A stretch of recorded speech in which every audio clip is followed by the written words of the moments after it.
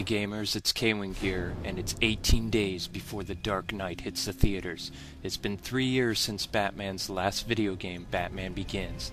This marks the beginning of Batman Month, and this is review number 70 of Batman Begins for the Nintendo GameCube, the Xbox, and the Ps2.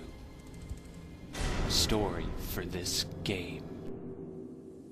Our story is actually being told by the Dark Knight himself, Batman, after facing Jonathan Crane in the Narrows and being doused by the Scarecrow's fear toxin. He crashes through the glass. As he descends toward the ground in a fiery blaze, he recalls the beginning of his journey to become the symbol that now makes criminals cringe. Batman Begins, the video game, also uses many clips from the movie to tell its engrossing tale. The concept for this game. The whole point of this game is to help Batman save Gotham City by invoking fear on those who would prey upon the innocent. What makes this game so unique is using fear as Batman's greatest weapon. Batman Begins allows players to interrogate thugs, Dark Knight style, and I can't tell you how fun it is to scare the crap out of these guys. The Batman, please, don't eat my soul! That's a new one. What makes Batman Begins so different is the ability not to just scare one person, but a lot of people, by using Batman's environment around them. Use your imagination, there's a lot of unique ways to scare these guys. It adds a whole new gameplay mechanic we haven't seen before, and it is so much fun. Batman has a lot of cool gadgets in this game too, like the Bat Grapple, using the cape to slow down his descent, computer hacking tools, lockpicks, and especially weapons for use when in combat only. These weapons are of course tear gas, the flashbang grenades, used to stun the enemy and basically blind them so you can pound the crap out of them. And of course my personal favorite is the Bat Transponder. Bats come out of nowhere, surround, frighten, and then confuse the enemy, leaving them open for the final attack. Batarangs serve a different purpose in this game. They're used as Batman's hands instead of his fists. They solve puzzles, blow stuff up, and frighten people. Still, Batman's coolest gadget is the Batmobile. It's the car, right? Chicks dig the car. The Tumbler has been met with mixed feelings. I, for one, will always love the Keatonmobile, but the Tumbler has a special place in my heart now, too. The Tumbler is armed to the teeth and wicked awesome. Controls for this game. Batman uses his surroundings to his advantage and can interact with just about anything in the game. When Batman is close to something like a pipe, he will climb up it. Or if he jumps onto a ledge, he can shimmy across it, and all you have to do is jump onto these objects, and Batman will automatically interact. Batman can destroy obstacles either by using a Batarang or kicking it down. Stealth strikes from above are really fun and not hard to pull off. Simply press the X button. You can get information from your victim by pressing the B button to interrogate them. Batman can use his cape to glide by holding in the A button, and it's one of my personal favorite things to do. Stealth walking is done by pressing down on the gamepad, and Batman will crouch and sneak walk. Batman can lean against walls and spy on people, and when in stealth mode you can easily sneak behind some punk and either perform a stealth attack or grab him. Now that you have your prey, it's time to introduce him to your nightmare. Press the B button to interrogate this one. Let's watch. Falcone's already got me scared. Oh, I wouldn't have said that.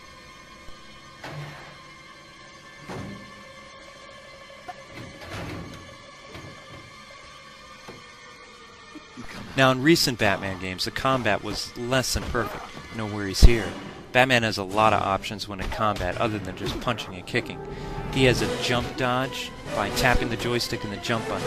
He can block and do combo moves by holding in the R and B button. And when blocking, he doesn't take a lot of damage like in past games. Batman can string combos together and has a variety of finishing moves. To do these moves, simply press the X button during a combo to finish your foe. The more scared the goon is, the cooler the finishing move becomes. The Batmobile's controls are great and a lot of fun. Cool car. Where was I? Oh yeah, the Batmobile handles like a dream. You steer with the joystick and you hit the A button to actually make the car go. And then in order to perform a turbo boost, you simply hold in the R button. Then you can switch your view by pressing the X button, but I mainly used it to show how incredibly awesome the tumbler looks. You can also jump by pressing the Y button, and you can brake using the B button. But why on earth would you want to brake when you're driving the Batmobile, for Pete's sake? I mean, you want to drive fast and destroy as many things as you can. I think this game is really bringing out my dark side, and I have to say, I kind of like it. Love that car. Designed for this game.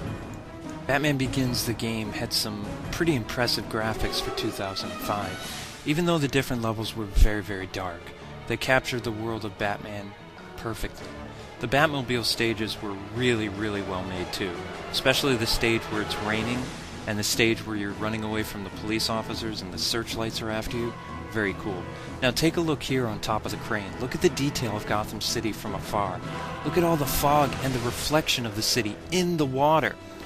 But here, to me, this is the icing on the cake. I'm going to move the camera around just a little bit so you can see all the moving traffic, the fog moving around, the detail of the buildings, and just look at this shot of Gotham City right here.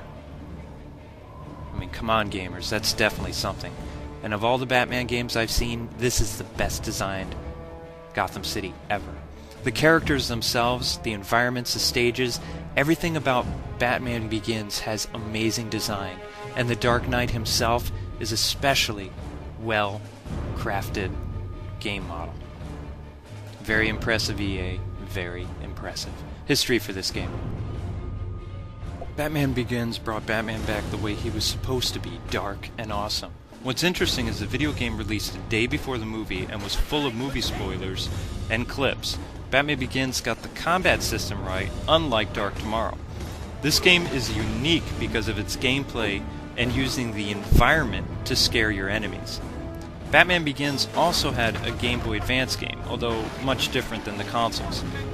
Batman's next video game will be that of Lego Batman, based after the animated series and not the Dark Knight. Will there be a Dark Knight video game? Rumors are due to Heath Ledger's death, the game was cancelled. Dark Knight may be the only Batman movie game not to have a video game made in over 20 years. Time for the bad aspect. My biggest pet peeve in this game is, other than it being a very short game, you destroy the Batmobile. You know the tumbler? That fun thing that you've been driving throughout the game? Yeah, you blow the thing up. Batman tells Alfred to destroy it to stop the train. Now we know in the movie Gordon uses a Batmobile to destroy the train tracks, but Gordon is absent from this game entirely. So long, Batmobile, we hardly knew ye. Another thing that really tears me another one is the stealth walk. He looks like the Dork Knight instead of the Dark Knight. And the really boring part of this game is the stealth ground tax. Now, I know, the first 10 times you do it, it's okay and kind of fun. But then when you have to do it over and over and over and over again, it just gets repetitive and really annoying. It's a guy with a gun. Okay, time to stealth attack him. I mean, come on. See what I mean? Boring. But this is by far the funniest and grossest stealth attack ever. Just watch this. No Batman? He didn't even wash his hands! Ugh! Time for the good aspect. Even though the Batmobile got blown to tiny bits, you can still replay it over and over again in the bonus menu. Ah, so much fun. Stealth attacks from the ground may be very, very boring, but when Batman grabs a guy from above and looks at the guy without saying anything, and then BAM! Stealth attacks from above are few compared to the regular stealth attacks, but they're way more fun. Look at the terror on that goon's face! Now, Batman's cape is so cool in this game, and a lifesaver to boot. Even if you miss a ledge, Batman will glide down to safety and not fall to his demise. Another cool gadget is the Bat Grapple is a very useful tool in this game, and it really comes in handy. Still, what makes this game fun is the combat. In past Batman games, the combat was limited or had a bad camera angle. Not in this game. What makes this game have high replay value is using different bat suits. This scene here is probably one of my most favorite, where Batman is interrogating some dude and all the guy can do is scream and cry. But my favorite suit is the 80s Batman I grew up with, and it's funny to see the bad guys afraid of a guy in blue tights.